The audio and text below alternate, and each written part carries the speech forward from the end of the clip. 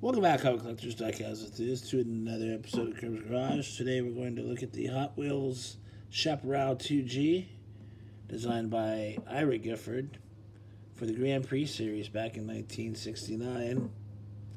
And it was the only year that it was produced and released, and it came with a plastic removable spoiler, an opening bonnet, so you can see the engine, a antifreeze, Spectre Flame paint jobs, red line wheels, and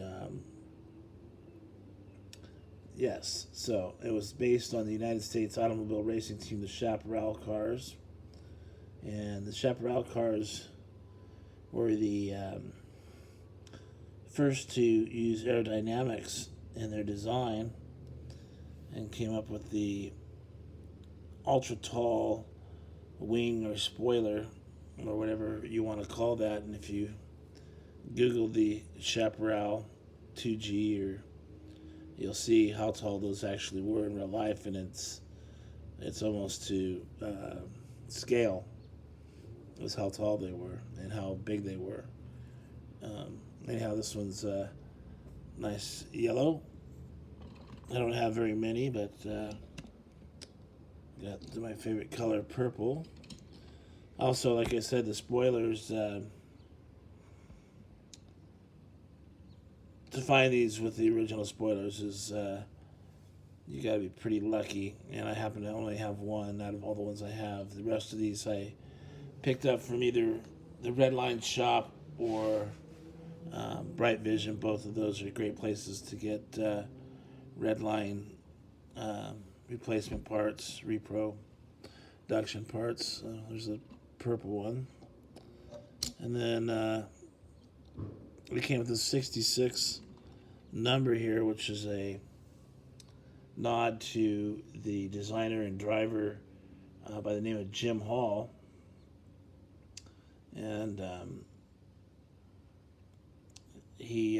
this car dominated so much that an example of their pace before the U.S. RRC race at Watkins Glen in 1965, Dick Vanderfeen of the SCCA took Jim aside and pleaded, quote, "Couldn't you just take it a little easy this time and not lap the cars behind you? It makes it look so bad when they are lapped."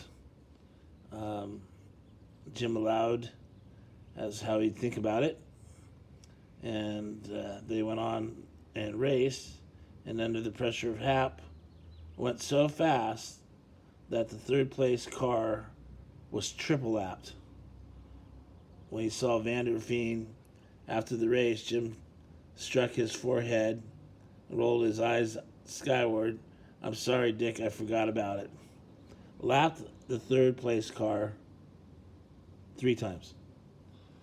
That's how dominant these cars were.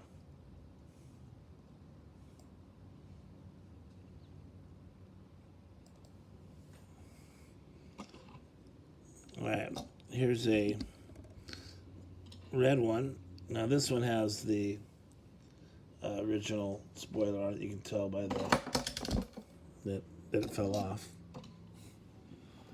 But it's kind of a off-white. And anyway, yeah, so they came with the 66 decal, like I said.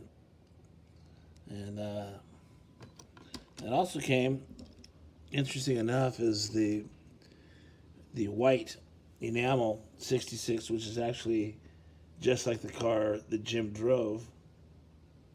And it is the let's see here. In 1968, at the Stardust Can-Am, during that race in Las Vegas, Hal crashed and rolled the Chaparral TG, and the car was destroyed. And Hal suffered broken legs and a broken jaw. He spent 9 weeks in the hospital and had to go go a lengthy period of rehabilitation to learn to walk again. So he never returned to racing, but I think he still stayed with the Chaparral team with design and that type of stuff. But it's interesting that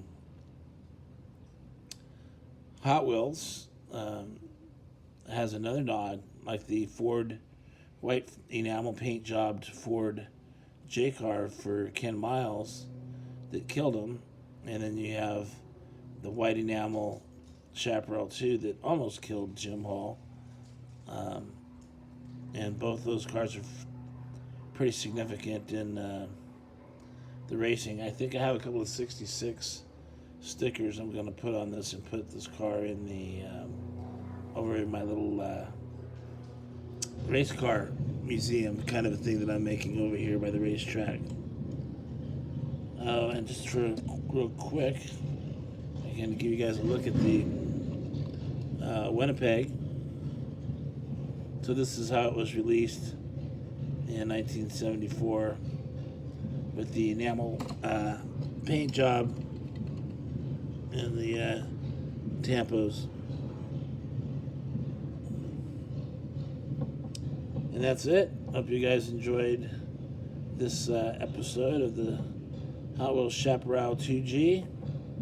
And hope you guys are finding what you're looking for out there. Oh, and I think our buddy Paul, the Mopar guy, is going to come visit me tomorrow. We're going to do some racing, a little race for pink slips. So hopefully he's going to come by and we'll race some cars, and that should be fun. All right, take care, you guys. Peace out.